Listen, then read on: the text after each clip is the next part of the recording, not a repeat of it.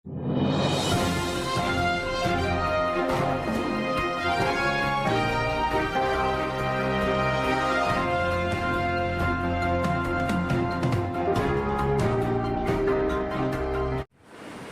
मैं फारूक खान, संपादक इकरा पत्रिका। थार न्यूज़ इकरा पत्रिका के इस चैनल में आपका स्वागत है, आपका इस्तकबाल है। आज 20 अप्रैल को राजधानी जयपुर में जो चांदी का टकसाल क्षेत्र है वहां पर हमने एक रिपोर्ट की, जहां 17 अप्रैल को वहां के निवासी राम प्रसाद मीणा ने आत्महत्या कर ली थी और आत्महत्या के से पहले उन्होंने जो सुसाइड नोट लिखा बताया है उसके अंदर कैबिनेट मंत्री महेश जोशी और नगर निगम के अधिकारियों और कर्मचारियों पर को जिम्मेदार ठहराया है कि उनकी वजह से मैंने सुसाइड किया है। और उसके ऊपर आज हमने ये रिपोर्ट की है। उस पूरी रिपोर्ट को अब आप देखिए।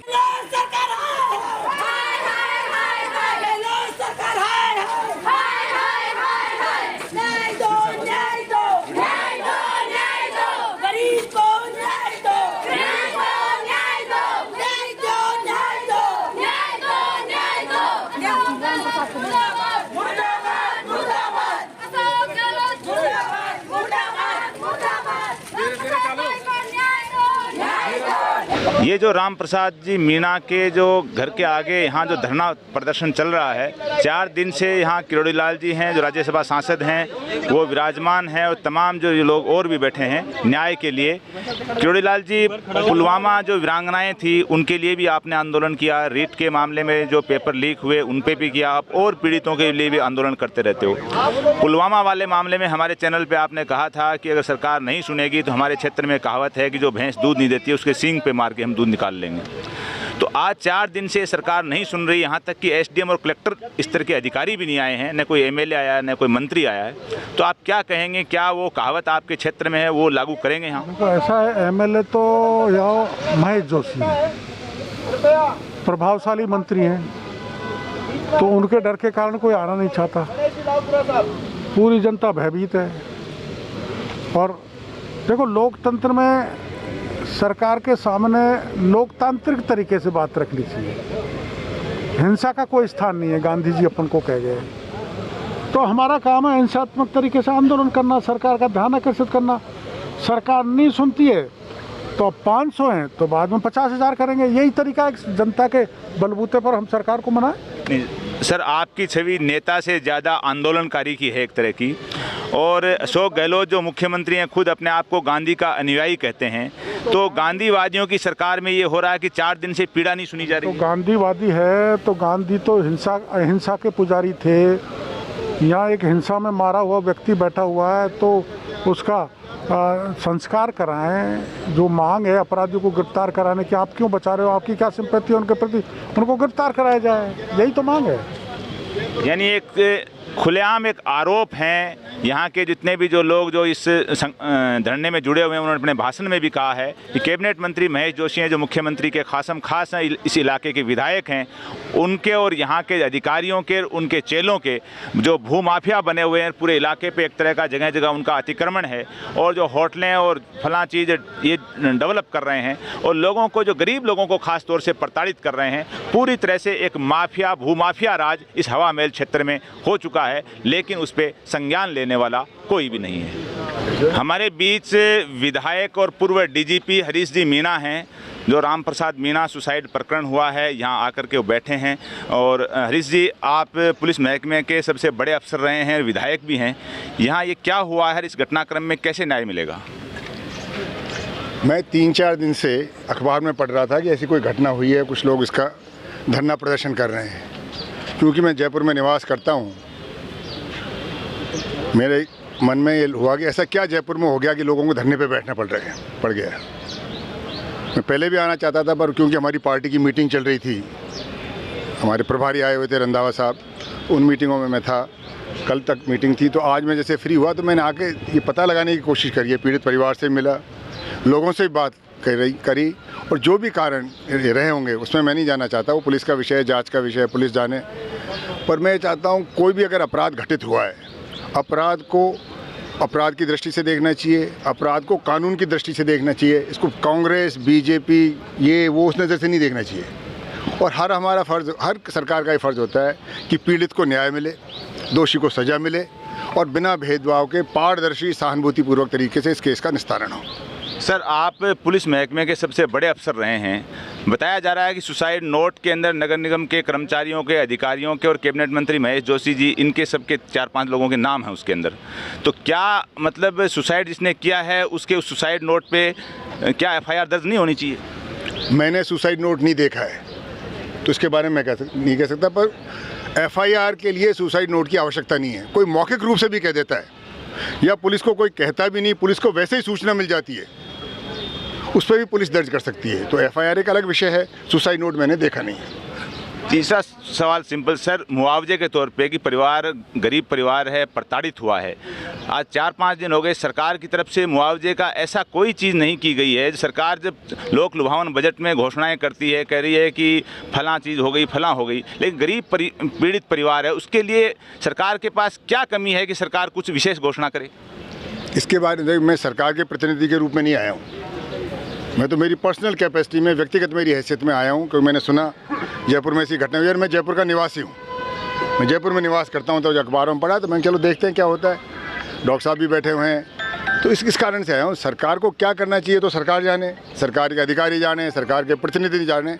और जैसा मुझे बताया गया है कि यहाँ के जो MLA हैं वो सरकार में खुद मंत्री हैं, तो उनको ही पता होना चाहिए क्या करना है नहीं करना है। और सरकार की नीतियाँ स्पष्ट है। किन किन ऐसे केसेस में ऐसे उदाहरण हैं जिसमें सरकार ने सहायता दी है, तो जैसे और लोगों को दी है, जो भी इसको नियम है उसके मुताबिक जो भी सहायता देनी है सरकार का विषय, इसमें मुझे कुछ नहीं कहना। हमारे बीच राकेश जी हैं, जो इस पीड़ित परिवार को न्याय दिलाने के लिए वो यहीं के स्थानीय निवासी हैं, जो धरने पे बैठे हैं। राकेश जी, इस प्रकरण में आप क्या कहेंगे? देखिए, मानवता को शर्मसार करने वाला यदि इस समय राजस्थान में कोई सबसे बड़ा प्रकरण है तो ये राम प्रसाद आत्महत्या कांड वाला प्रकरण है, जिसमें जनता के द्वारा चुनी हुई सरकार का कोई भी एक प्रतिनिधि आज चौथे दिन तक उस बलिदानी की डेड बॉडी कमरे में पड़ी है और सर्व समाज के लोग न्याय की गुहार कर रहे हैं। धरना स्थल पर आप देख रहे हैं कि किस तरह का IAS लॉबी के भ्रष्ट अफसर, IPS लॉबी के भ्रष्ट अफसर और भ्रष्ट MLA मंत्री एक गैंग बनाकर गरीबों की ज़मीनों को हड़पने का एक षड्यंत्र। मंत्री कौन? इसमें जो मंत्री जी हैं वो यहाँ के स्थानीय विधायक हैं।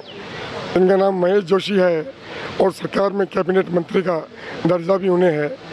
तो उनका नाम मृतक ने मरने से पहले वीडियो में बताया है, सुसाइड नोट में बताया है। इससे पहले वो न्याय मांगने गए थे बंगले पे, वहाँ भी उनको अपमानित करना बताया गया है। उनकी बुजुर्ग माँ 80 वर्षीय पिता हैं जो बैठे हैं कुर्सी पे, उनके साथ बदसलूकी की, पैर से मारा। तो इस अपमान के घूंट को राम प्रसाद पी नहीं सका और उसने आत्महत्या करना उचित माना और वो डेड बॉडी इसमें 4 दिन से न्याय की गुहार कर रही है। सर्व समाज से लोग आ रहे हैं, धीरे धीरे पूरे भारत से लोग यहाँ न्याय के लिए आएंगे। इस भ्रष्ट लॉबी का अंत हो, इस भ्रष्टाचारी सत्ता का अंत हो, इस साम्राज्य का तख्ता पलटे, औंधे मुंह गिरे और राम प्रसाद की आत्मा के साथ न्याय हो। ये गंभीर आरोप लग रहे हैं स्थानीय हवा महल विधायक पर, कैबिनेट मंत्री महेश जोशी पे और नगर निगम के अफसरों पे, जो सुसाइड के लिए, इस प्रताड़ना के लिए जिम्मेदार बताए जा रहे हैं। हमारे बीच राम प्रसाद मीणा के रिश्तेदार हैं। क्या आप भैया साडू हैं आप? हाँ जी। क्या शुभ नाम भैया? मेरा सोमानीमल मीणा है जी। जयपुर से ही? हाँ, मैं जयपुर से हूँ, यहाँ आगरा रोड पे मेरा मकान है। इस प्रकरण में आप क्या कहेंगे? सर, इसमें तो ये है, देखो बड़ी शर्म की बात है, अगर 4 दिन से हम यहाँ पर बैठे हुए हैं लेकिन गवर्नमेंट की तरफ से कोई भी आके इससे नहीं पूछ रहा कि भाई क्या करना है क्या नहीं करना है। और वो इस तंत्र से इतना दुखी हो गया था, एक अपना पट्टा शुद्धि जगह पे उसको मकान निर्माण नहीं करने दे रहे थे और एक उसके पास में ही एक अवैध जगह पे पूरी 4 मंजिली 5 मंजिली बन चुकी थी। ये उसको बार बार कह रहे थे कि भाई मुझे बनाने के लिए आज्ञा दे दीजिए या स्वीकृति दे दो, लेकिन उसको नगर निगम की तरफ से रोक देते थे। उसको आगे जहाँ भी जाता था उसको मना कर देते थे। वो इतना दुखी हो गया था और जहाँ भी जाता था ना उसको बिल्कुल नेगेटिव में आंसर मिलता था। वो इतना दुखी हो गया था तो मुझे कई बार कॉल कर दे, ऐसा मैं क्या करूँ। मैंने उनको 1-2 बार कहा भाई देखो, अगर कोई नहीं सुनता है तो कोर्ट अपने पास है, आप कोर्ट में एक बार गुहार लगाना कोर्ट आपकी बिल्कुल करेगा, क्योंकि कोर्ट निष्पक्ष होता है, वो किसी का नहीं होता। लेकिन वो इससे पहले मंडे की दिन जाने के लिए बात हुई थी, लेकिन मंडे आने से पहले वो सुबह मॉर्निंग में ये कारनामा कर दिया। यहाँ जो धरना स्थल पर राम प्रसाद जी मीणा के जो फादर हैं राम किशोर जी, वो भी बैठे हैं। करीब 80 साल के हो गए बता रहे हैं, और पिछले 4 दिन से जो पीड़ा है वो सबके सामने है। सरकार की तरफ से कोई नुमाइंदा नहीं आया है, न अधिकारी के तौर पे आया बताया है, न कोई विधायक और मंत्री के तौर पे आया बता रहे हैं। तो आप बताइए कि ये घटनाक्रम हुआ वो सबके सामने है, आप इसके लिए किसको जिम्मेदार मानते हैं और न्याय के लिए क्या मांग कर रहे हैं? इसमें साहब मुख्य तो महेश जोशी जी हैं, जिनके पास हम गए। बच्चे की माँ को उन्होंने ठोकर मारी, उसको वही सदमा बैठ गया और उनको बिगड़ बताया, उसने ये कदम उठा लिया। इसका मेन वही हत्यारा है जो वही है इसमें। आप इस हत्या के लिए कैबिनेट मंत्री महेश जोशी को जिम्मेदार मानते हैं? हाँ वही है साहब, पुजारी और वो। आप न्याय के लिए क्या आपकी मांग है कि न्याय मिले आपके बेटे को, क्योंकि आपके जवान बेटे का मतलब आपका पूरा परिवार एक तरह का बर्बाद हुआ है सरकार के नगर निगम के कारनामों के कारण, तो क्या न्याय के लिए मांग करेंगे? शहरों समाज करेगा, मैं क्या करूँगा? मैं कुछ नहीं करूँगा। शहरों समाज जो करेंगे वही मेरे लिए सर्वोपरि है। अच्छा, आपके पास कोई विधायक का, अधिकारी का, किसी का फ़ोन आना, कोई मिलने के लिए आना 4 दिन के अंदर? कोई नहीं आया, मैं कोई बात की न फ़ोन आया, कुछ भी नहीं हुआ। यहाँ धरना स्थल पर हमारे बीच में सौरभ जी शर्मा जो विप्र फाउंडेशन से हैं, वो भी बैठे हैं राम प्रसाद मीणा और उनके परिवार को न्याय दिलाने के लिए। और विप्र फाउंडेशन का कोई स्टेटमेंट भी आया है पुजारी परिवार को इस प्रकरण को लेकर के। सौरभ जी, आप बताइए इस प्रकरण में आपकी क्या मांग है, और जो आपकी फाउंडेशन ने जो स्टेटमेंट दिया उससे आप सहमत हैं या असहमत हैं? देखिए, जिसने भी स्टेटमेंट दिया है वो अपने राजनीतिक प्रलोभन में उन्होंने दिया है। वो ये कह रहे हैं कि हम पंडित परिवार के साथ में खड़े हैं, और वो पुजारी जो परिवार है वो एक्चुअल में दोषी है राम प्रसाद जी के हत्या, इसके सुसाइड के लिए। ऐसा कुछ भी नहीं है। यहाँ संपूर्ण समाज बैठा हुआ है, ब्राह्मण समाज, वैश्य समाज, मीणा समाज, दलित समाज, मुस्लिम समाज। तो हम भी सभी समाजों के साथ, ब्राह्मण समाज भी धरने पर बैठा हुआ है, और ऐसे किसी भी दोषी का हम साथ नहीं देते जो किसी को पीड़ित करे। सर, जो ये प्रकरण है ज़मीन का, ज़मीन मंदिर की है, तो जो होटल बन रही है या जो कब्जा हो रहा है या कब्जा हटाने की मांग है या फाउंडेशन ने जो बयान दिया है, तो ये घटनाक्रम क्या है? इसके अंदर झगड़ा क्या ज़मीन का है? देखिए, राम प्रसाद जी को 2017 के आसपास इस ज़मीन का पट्टा मिल गया जिसमें ये भवन निर्माण कर रहे थे, और उधर एक अवैध निर्माण होटल का चल रहा था। नगर निगम की शह पर उस होटल को तो बनने दिया जा रहा था। अगर राम प्रसाद जी का अवैध था तो होटल भी अवैध था। दोनों चीज़ें एक ही ज़मीन पे थी, दोनों एक ही ज़मीन पर थी, और वो सही था तो ये भी सही था। दबाव बना के इनको मकान नहीं बनाने दिया गया। उसमें सरासर कुछ रसूखदार लोगों की, कुछ भूमाफियाओं की इनकी ज़मीन पर नज़र थी, जिस कारण ये पूरा घटनाक्रम हुआ। हमारे बीच में भीम आर्मी के जो प्रवक्ता हैं, जो रिटायर आर्मी मैन हैं एयरफोर्स से, शोएब खान साहब। शोएब साहब, आप बताइए, क्योंकि आप पहले दिन से इस घटनाक्रम में यहाँ धरने पे शामिल हैं। बिस्मिल्लाहिर्रहमानिर्रहीम। शुरू ईश्वर का नाम लेके जोड़ा मेहरबान और निहायत ही रहम करने वाला। बड़ा अफसोस की बात यह है कि जो मेरा जयपुर पहचान रखता है एक खूबसूरती के लिए, आज महेश जोशी जो मिनिस्टर है, जो इस हवा महल क्षेत्र का MLA है, उसकी वजह से बदनाम हो रहा है पूरी दुनिया के अंदर, क्योंकि ये माफियाओं के साथ कब्ज़े कर रहा है, कब्ज़े करा रहा है। जो राम प्रसाद मीणा जी हैं, जिनके पास पट्टा है, उनको मकान नहीं बनाने दिया गया। बड़ा अफसोस की बात है कि उनके घर पे छत भी नहीं है। उनके वालिद चाय की थड़ी लगा करके काम चलाते थे, और जब ये बात हो रही है तो मैं यहाँ के कलेक्टर साहब से, SP साहब से ही कहता हूँ और पूछना चाहता हूँ कि आप लोग जिम्मेदार हैं, आप लोग यहाँ के एक नंबर के आदमी हैं जयपुर के, तो आप क्यों कार्रवाई नहीं करते? क्यों आप SCR के चक्कर में आप इनके दबाव में आए हुए हैं? क्योंकि संविधान आपको ये हक देता है, चाहे से कोई मिनिस्टर हो, MLA हो, अगर वो गलत कर रहा है तो कलेक्टर एसपी को ये चाहिए कि उसके खिलाफ जल्दी से जल्दी कार्रवाई करे और जनता को न्याय दे। मगर 4 दिन हो गए, मेरे भाई राम प्रसाद मीणा साहब की बॉडी यहाँ रखी हुई है, मगर इनके जूं तक नहीं रही है। ताज्जुब की बात है। कोई सरकार की तरफ से शासन प्रशासन में एमएलए मंत्री कोई अधिकारी आया यहाँ? कोई नहीं आ रहा। अफसोस की बात तो ये है कि जयपुर के अंदर 19 एमएलए, भाई कहाँ हो तुम लोग? जयपुर बदनाम हो रहा है, कहाँ हो तुम लोग? क्या तुम जयपुर को बचाना नहीं चाहते, या सिर्फ यहाँ पे लोगों को परेशान करना चाहते हो, जयपुर के आवासियों को परेशान करना चाहते हो? जिस तरीके से चारों तरफ भट्टा बस्ती जाइए, वहाँ पे 10,000 मीटर के अंदर इनके ही ये महज जोशी के लोग वहाँ पे कब्जा करके प्लाट काट रहे हैं। पूरे हवा महल क्षेत्र को देख लो जाकर के, पूरे जयपुर को देख लो, यही कैफियत हो रही है कि बिना पट्टे के लोग जो है कब्जे कर रहे हैं। मगर जब राम प्रसाद मीणा जिसके पास पट्टा है, ये नगर निगम उसको मकान बनाने नहीं देता है। जब राम प्रसाद मीणा जी महज जोशी के घर पे जाते हैं अपनी माता जी के साथ, तो उनको अब्यूज़ किया जाता है, और इतना ज़बरदस्त अब्यूज़ किया गया कि आखिरकार उनसे बर्दाश्त नहीं हुई और उन्होंने आत्महत्या का रास्ता चुना। मैं जयपुर के आवाम से दरख्वास्त करता हूँ कि जयपुर को बचा लो इन भूमाफियाओं से, ऐसे एमएलओ से जयपुर को बचा लो, और आओ चांदी की टकसाल की तरफ, और इस सरकार का मुंह तोड़ जवाब दो कि ऐसे लोग बर्दाश्त नहीं किए जाएंगे। अगर कलेक्टर एसपी इनके खिलाफ कार्रवाई नहीं करता है तो जनता कार्रवाई करेगी। संविधान जिंदाबाद, अंबेडकर जिंदाबाद। हमारे बीच में एक भाई और हैं। सर, आपका शुभ नाम? नितेश शर्मा नाम है मेरा। नितेश जी शर्मा, आप किसी संगठन से हैं? हाँ, मैं राजस्थान ब्राह्मण महासभा में सदस्य हूँ। राजस्थान ब्राह्मण महासभा के एक्टिव मेंबर हैं रितेश जी शर्मा जी। रितेश जी, आप धरने पे बैठे हैं यहाँ पर, इस प्रकरण में आप क्या कहेंगे? आप?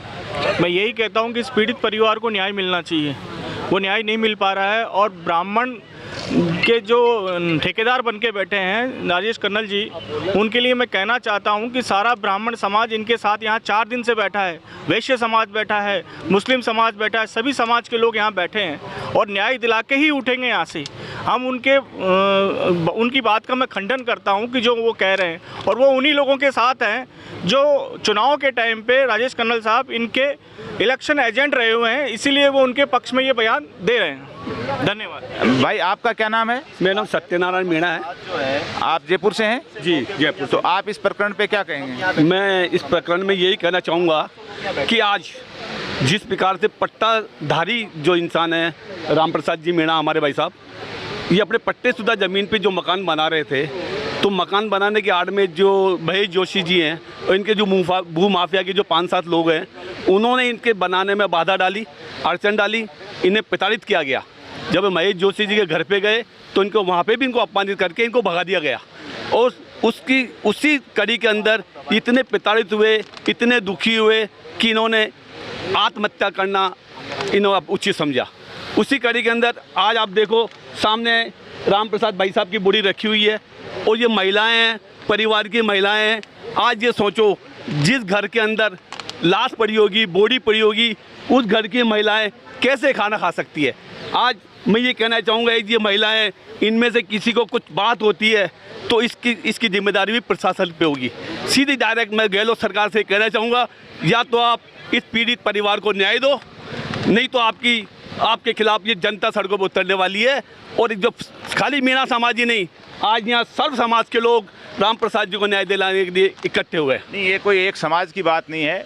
हर समाज, हर आदमी पीड़ित आदमी के साथ रहता है। ये हमारे देश की, हमारे प्रदेश की परंपरा है। ये अकेला कोई मीणा समाज का मसला नहीं है। सर, आपका शुभ नाम? कन्हैयालाल मीणा हूँ, पूर्व विधायक हूँ बस्सी से। पूर्व विधायक बस्सी से। हाँ। सर, आप यहाँ धरने पे बैठे हैं, इस प्रकरण में आप क्या कहेंगे? देखिए, ये प्रकरण जो हुआ है, ये बहुत ही, मैं कहता हूँ, शर्मनाक घटना हुई है। ज़बरदस्त अगर देखा जाए, इस व्यक्ति को पट्टा होते हुए अभी एक वो पंडित जी बता रहे थे कि भाई इसके पास 3 शेडो था, और 1967 से यहाँ रह रहा है बोले ये व्यक्ति, और रह करके वहाँ पर जब 3 शेडो इसके क्षीण हो गए और बरसात होती है तो बर्तन लेकर के बरसात को रोकते हैं ये, और भीगते रहते हैं। तो मैंने कहा कि भाई तुम पैसे तुम्हारे पास कितने? तो इनका मैं 3 लाख रुपए मेरे पास है। तो 2 लाख पंडित जी बोले उधार मैं देता हूँ तेरे को, ये निर्माण कार्य कर। उन्होंने बेचारों ने कह करके निर्माण कार्य करवाया चालू करवा के जब फंटे ठोकने लगे बड़े, तब वो नगर निगम वाले लोग अधिकारी आते हैं, नगर निगम वाले बोलते हैं बंद कर दीजिए इसको, और यहाँ गार्ड लगा देते हैं, 4 गार्ड लगा देते हैं कि तुम्हारा पट्टा निरस्त करेंगे हम, तुम्हारा कोई लेन देन नहीं। जो बताया जा रहा है कि सुसाइड नोट में या सुसाइड से पहले की जो वीडियो है उसमें कैबिनेट मंत्री, नगर निगम के अधिकारी, कर्मचारियों को उन्होंने नाम लिया। पूरी बात तो उसमें ये जो है यहाँ पर वो वापस नगर निगम के लोगों के पास जाता है, यहाँ कुछ लोगों को लेके जाता है, वहाँ जाके गिड़गिड़ाता है, रोता है, पुकारता है, पैर पकड़ता है उनके भी, अधिकारियों के, डीसीपी वगैरह सबके, और वो कहता है भाई मेरे पास पट्टा है। बोले ये पट्टा खारिज हो जाएगा तेरा। और मेरे को पता लगा कि अभी वो पट्टा भी वहाँ से फाइल भी इसकी गायब कर दी। बताइए, अब एफआईआर दर्ज हुई है, अभी एफआईआर दर्ज कराई थी, ये पट्टा वो फाइल कैसे गायब हो गई पट्टे की? एफआईआर किसने दर्ज करवाई? उन्होंने नगर निगम वालों ने कराई है अभी, पट्टे के गायब होने की। नहीं, वो फाइल, पट्टे की जो फाइल है ना उनके पास होती है एक कॉपी, वो उसके गायब होने की करवाई है। हाँ, गायब होने की, गायब कर दी उन्होंने, पहले से ही गायब कर दी उसको, उसके एफआईआर लॉन्च कराई है। और फिर बाद में ये जो है ना वहाँ से परेशान होकर वहाँ से एक अधिकारी आता है जो रोता है, तो इसको कहते हैं रोने की जरूरत नहीं, तू जा यहाँ क्षेत्रीय विधायक के पास, आप जो मंत्री जी हैं उनके पास जाइए, आपके पास। तो फिर यहाँ से कुछ लोगों को सिफारिश के लेकर के जाता है, 5-7 जनों को लेकर के वहाँ जाता है, अपनी माँ को ले जाता है, बुजुर्ग में जो 75 वर्ष की माँ उसको ले जाते हैं, और जा करके वहाँ पर उनसे अन्य बिन्ने करते हैं, बताते हैं पट्टा यार मेरा, ये वो गार्ड बिठा दिया उन्होंने, तो 4 गार्ड बिठा दिए। बोले गार्ड क्या तेरा कैंसिल हो गया, यहाँ से फटकार दिया, गाली गलौज भी निकाली। फिर जो साथ गए लोग उन्होंने कहा भाई साहब ऐसे मत बोलो।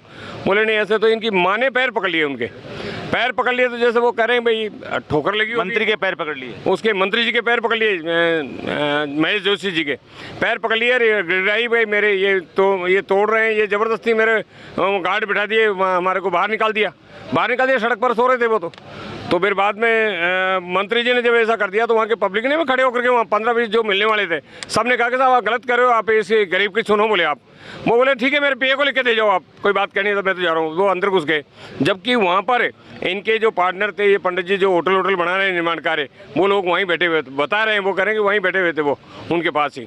अच्छा, ये जो इनके उनके फटकारने के बाद में ये व्यक्ति वहाँ आता है, डिप्रेशन में हो जाता है बहुत ज़्यादा, नगर निगम वालों को भी आकर रिक्वेस्ट फिर दोबारा करता है, फिर भी नहीं मानते हैं, तब यहाँ आकर के अकेला बैठ जाता है, बैठ करके वो काफ़ी देर सोचता विचारता है, एक वीडियो वायरल करता है और एक कागज़ लिखता है, कागज़ लिख करके लास्ट में कहता है कि बाबा सबको न्याय देते हो आप, मेरे को भी मेरे परिवार को न्याय दे देना, मैं मेरी जीवन लीला समाप्त कर रहा हूँ। साहब, आप तो विधानसभा में बैठे हो, कानून को जानते हो, किसी का सुसाइड, मर्डर कुछ भी होता है तो एफआईआर दर्ज होती है।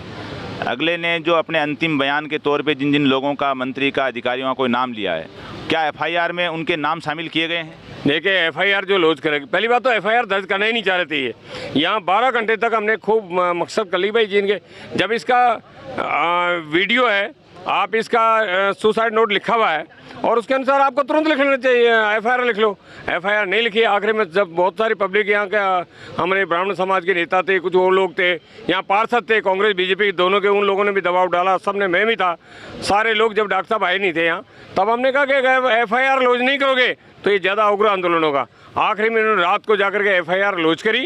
एफआईआर में मंत्री जी का नाम है, एफआईआर में नगर निगम के अधिकारियों का नाम है, एफआईआर में होटल वाले जो इसको परेशान कर रहे थे उन लोगों का नाम है, और उनका नाम जैसे हमने, हमारी ये मांग है, सरकार को हमने लिख के दिया, मुख्यमंत्री को ज्ञापन दिया है कि मुख्यमंत्री महोदय सबसे पहला तो इनको अरेस्ट करवाएं, 200 व्यक्तियों को, 200 व्यक्तियों को अरेस्ट करवाइए आप, और अरेस्ट करवाने के बाद में हम पोस्टमार्टम कराएंगे, डेड बॉडी ले जाएंगे। और दूसरी हमारी मांग ये थी कि अगर आप दे सकते हो, जैसे आपने नासिर को और जुवेद को आपने वहाँ पर पैकेज दिया है भरतपुर के अंदर, आपने अभी जोगाराम जी को यहाँ पर दिया है अपने बीकानेर में, उसके मुताबिक इसको मुआवजा दे दो। नासिर और जुनेद वाले मामले में तो 5, 7, 10 लाख रुपए दिए, बताने ऐसा कोई विशेष मुआवजा अभी तक नहीं दिया है।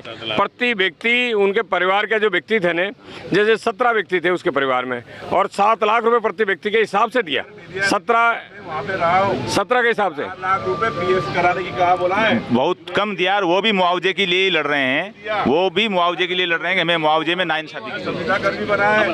हाँ, अच्छा, ये अभी बीकानेर दिया 50 लाख, तो एक दे दिया, अभी हाथों हाथ दिया बीकानेर वाले को, आप लोग भी गए, बीकानेर वाले को दिया।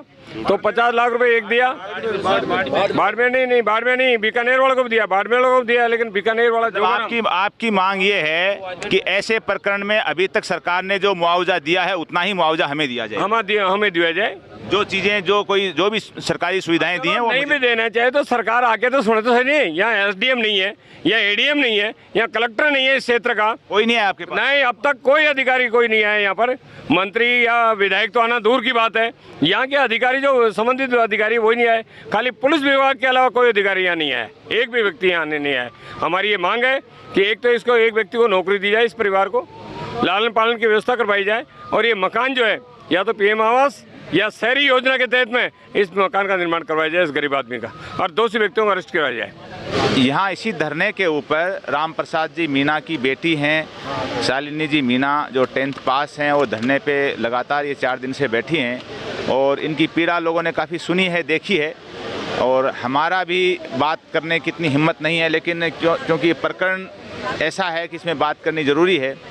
आप बेटा ये बताइए कि ये जो सारा हुआ घटनाक्रम वो आपके सामने है, आप इसमें किसको दोषी मानते हो? इसमें सबसे बड़े दोषी तो देवेंद्र शर्मा और ललित शर्मा है। उसके बाद ये शेरेटन वाले मालिक जो कि राकेश टांग और मुंजी टांग है, और इन सब के साथ मिलकर महेश जोशी ने जो हमारा अपमान किया है वो भी है। तो इन 7 जनों की हमें, चलो साथ छोड़ो, इनको तो अभी तक अरेस्ट नहीं करा, इनकी तरफ एक्शन ही नहीं उठाया अभी तक। आपके पास सरकार से कोई मंत्री, कोई विधायक, कोई अफसर आया आपके पास? अभी तक कोई नहीं आया।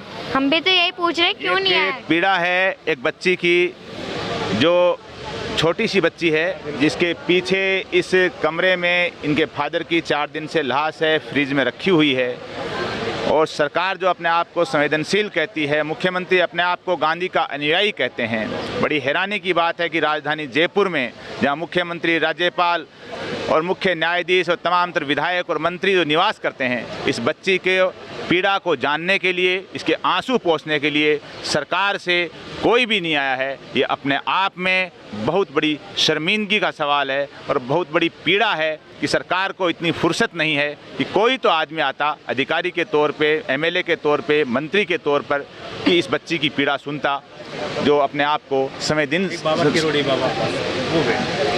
किरोड़ी लाल मीणा जो आए हैं तो वो तो सरकार का पार्ट नहीं है। मैं बात सरकार की कह रहा हूँ कि सरकार का कोई भी आदमी नहीं आया। ये अपने आप में बहुत बड़ी एक पीड़ा है, और जब पूरे कांग्रेस के लोग भी कहते हैं कि हमारी सरकार है वो संवेदनशील है, हम गांधी के अनुयायी हैं, गांधी के पदचिन्हों पे चलते हैं, तो क्या गांधी के अनुयायियों के राज में ऐसा हो कि राजधानी में 4 दिन से एक आदमी की बॉडी पड़ी हो फ्रिज में, उसकी बच्ची है, उस बॉडी के बाहर उसके बूढ़े माता पिता हैं, वो बॉडी के बाहर बैठे हैं दिन रात, लेकिन उनकी पीड़ा को सुनने वाला, उनके आंसू पोंछने वाला कोई भी अभी तक नहीं आया। क्योंकि गरीब लोगों की कौन सुनेगा? गरीब लोग तो है ही नहीं ना इस दुनिया में। क्या है, गरीब लोगों की तो चलती ही नहीं, हो तो कुछ है ही नहीं। सब कुछ तो अब अमीर है, अमीर तो अमीर होते जा रहे हैं, गरीब गरीब होते जा रहे हैं। कोई गरीब को न्याय नहीं दे रहा। आज हम सड़क पे बैठ के इतना बोल रहे, इतना चिल्ला रहे, आज मेरा गला बैठ चुका है, और यहाँ पे झूठ बोला जा रहा है, यहाँ पे झूठ बोला जा रहा है। प्रेस कॉन्फ्रेंस से वो वहाँ घर बैठे बैठे कॉन्फ्रेंस में बातें कर रहे हैं, हम सड़क पे बैठे बैठे लगातार 4 दिन से बोल रहे हैं, हमारा कोई नहीं सुना। कल इन्होंने बोला और आज न्यूज़ में भी आ गई सारा। और ऐसा क्यों? होटल बन रहे हैं, कह रहे हैं इसके अंदर होटल बन रहा है ये। आप मीडिया वाले ही हो, यहाँ पे जितने लोग हैं ना सर, आप पूछ सकते हो कि यहाँ पे क्या बन रहा था। ये सब मीडिया वालों ने करा है, आप लोगों ने करा है ये। नहीं, मीडिया बेटा बात ये है कि मीडिया का काम होता है कि उन्होंने जो बात कही उनकी दिखा दी, छाप दी, और आपकी मेरी मीडिया पक्ष आपके साथियों ने नहीं। हाँ, वो अगर हाँ ये अगर इन्होंने प्रोग्राम किया, जिसको इनवाइट किया, बुलाया, उन्होंने छाप दी। इससे छापने से, दिखाने से कुछ नहीं होता है। बात असल सरकार की है कि आपकी पीड़ा का समाधान सिर्फ सरकार कर सकती है, सरकार की तरफ से कुछ नहीं हो रहा है। मानती हूँ मैं, पूरी गलती के कारण है सब कुछ। ये है दोषी, सबसे बड़े ये है, 65 सालों से यही है दोषी। इन्हें अभी तक अरेस्ट, क्या नाम है इन देवेंद्र शर्मा और ललित शर्मा, इनके कारण। और ये बोल रहे कि हमसे डर रहे हैं। ये जो कल वहाँ पे खड़े होके हंस रहे हैं, वहाँ पे छत पे से देख रहे हैं, और 4 दिन से पहले मेरी दादी को टाटा कर रही है वो लेडीज। ये कौन सा अन्याय है हमारे साथ? जो बोल रहे हैं सर वो इसमें नहीं दिखाया जा रहा और इसमें लिख रहा है कि 3 दिन से घर से नहीं निकलने दिया जा रहा। हम नहीं निकलने दे रहे, हमें खतरा है इन लोगों से। आप राम प्रसाद जी की क्या बेटी हैं? मैं उनकी, तो इस पे सब झूठ लिख रहा है। बोले कि आंदोलन लड़ेंगे। बुआ गेट पे बैठी, वो गेट पे बुआ जी बैठी है। हाँ सर बोलेंगी ना, जाइए। मैम आप सर आप मानोगे नहीं। मैम कहाँ गई वो बुआ से बात करा देखो। उनके सामने हम इनको बोले थे कि बाहर निकलो, एक बार तो निकलो बाहर। फिर वो क्यों नहीं निकले बाहर हमारे साथ? आपकी बुआ के पास चलिए, आपकी बुआ के पास इधर। जो राम प्रसाद जी मीणा, जिनकी बॉडी इस कमरे के अंदर रखी हुई है और 4 दिन से उनकी दोनों बेटियों से हमने बात की है और उनकी बहन है। आप हैं बहन? क्या आपका शुभ नाम? मीणा। तो जी आपके से इस टाइम बातें नहीं कर सकते क्योंकि आपके भाई की जो बॉडी आपके पीछे रखी हुई है, पीड़ा आपके सामने है। तो आप सरकार से क्या मांग करेंगे, इसके लिए किसको जिम्मेदार ठहरा रहे हैं? देखो मैं कुछ नहीं कहना चाहती, मेरे को कहने की ज़रूरत है कहाँ। मेरा भाई सब बोल के गया है वीडियो में, हमें किसी को कुछ बोलने की ज़रूरत नहीं है। जब वो सारा काम खुद करके गया है तो हम अपने मुंह से क्या कहें? रोज़ रोज़ एक बात नहीं बोली जाती, ये तो आपको पता है। हर किसी को गुस्सा आ जाएगा। जिस इंसान की बॉडी अभी तक रखी हुई है, किसी ने अभी तक कोई निर्णय नहीं लिया, हमें कुछ नहीं मिला, तो हम क्या बोलेंगे? ये जो एक बड़ा प्रश्न चिन्ह है राजस्थान की सरकार पर, मुख्यमंत्री अशोक गहलोत पर, उनके चहेते रसूखदार कैबिनेट मंत्री और जिस जमीन पे हम खड़े हैं हवा महल के विधायक महेश जोशी पर, कि आज इस गेट के पीछे 4 दिन से एक बॉडी पड़ी है। उनकी बहन है, उस बॉडी के पास में बैठी है दिन रात। उनके परिवार वाले और जानने वाले रिश्तेदार और दूसरे तमाम तर जो शहर के जो पीड़ित परिवार के पक्ष में खड़े होने वाले लोग इस धरने में बैठे हैं, लेकिन सरकार की तरफ से सुनने वाला, पीड़ितों के आंसू पोंछने वाला अभी तक कोई नहीं आया है। ये अपने आप में बहुत बड़ा प्रश्न चिन्ह है, शर्मिंदगी का सवाल है। हमारे बीच में जो जयपुर की जानी मानी शख्सियत यहाँ हैं और जो पीड़ित परिवार को न्याय दिलाने के लिए यहाँ धरने पे विराजमान हैं। सर आप बताइए कि इस प्रकरण में आप क्या कहेंगे? आप देख रहे हैं किस तरह से एक पीड़ित परिवार को परेशान किया जा रहा है। राज्य सरकार के मंत्री की सब शय में काम हुआ, ये बड़े सारे होटल बन गए मंदिरों के ऊपर और लोगों ने जम के चांदी कूटी है। और अब जब ये मामला खुलासा हुआ, एक आदमी का बलिदान यहाँ हो गया है, तो उसके बाद सरकार उनको गिरफ्तार नहीं कर रही है, उन पर कार्रवाई नहीं कर रही है। और परिवार की मैं बड़ा इस विषय पर साधुवाद देना चाहता हूँ कि ये मुआवजे की बात बाद में करते हैं, पहले कहते हैं हमारे को न्याय मिलना चाहिए, जो लोग दोषी हैं उनको गिरफ्तार करो। ऐसे में डॉक्टर किरोड़ी लाल जी मीणा यहाँ पर डटे हुए हैं। आपने देखा किस कदर बहुत सारे विधायक, कल दिया कुमारी जी भी यहाँ थे और हम सब बीजेपी के कार्यकर्ता नेता यहाँ पर हैं।